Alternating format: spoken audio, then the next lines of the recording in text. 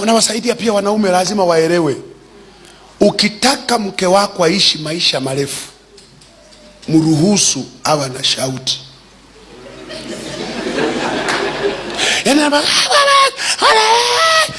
Moyoni unashukuru kimya kimya, unasema asante Yesu, ataishi miaka mingi, atanilelea watoto wangu, asante. Usiseme shut up.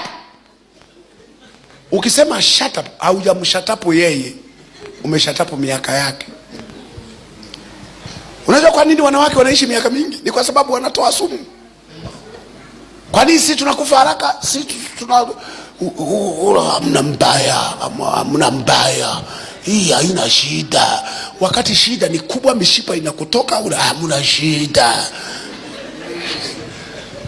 Unajipunguzia miaka. Lakini wa mama miaka inaenda. So ukikuta kama mke kako sometime kama nani kana shauti, mkimoyo moyo sema endelea. Ili kakishauti kwa muda mrefu, miaka atakulelea watoto kwa miaka mingi. Wanaume, unataka mke wako afe haraka aishi miaka mingi? Ruhusu shauti, ruhusu ongee. Kuna wakati kata kuamsha mpaka usingizini.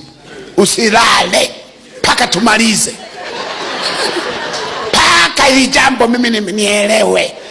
We mama nani, ni usiku tuongeke? Hapana, mimi siwezi kulala na kitu kiko hapa, kitu kiko hapa. Amuka, msikilize ongee. Alafu kisha ona huyu sasa ameongeza miaka, kumbatie, muombe msamaha. Wanafurahigi hawa viumbe ukimwomba msamaha. Ukamkwa, hapana, vitu vingine unafanya makusudi ili uombe msamaha. Hapana, nisamehe, usirudie, kamoyo kame. Amen. Hasa kuna wanaume nunda, hataki kelele, hataki nini, hawezi hata kumbembeza mke wake, anamshatapu na kofi, shatapu na ngumi. Wengine ndio wale wanaume visirani, anaondoka chumbani anaenda kulala kwa sofa, taki makelele hapa.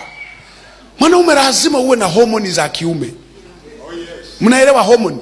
Uwe na homoni ya kiume. Sasa bahati mbaya kuna wanaume wengi wana homoni za kike, na yeye anataka bembelezo kama mwanamke. Hujawahi kumuona mwanaume kabisa na zila chakula nyumbani? Mwanaume kabisa. Ukiona hivyo mama, jua wanawake mko wawili, ila mmoja ana jinsia ya kiume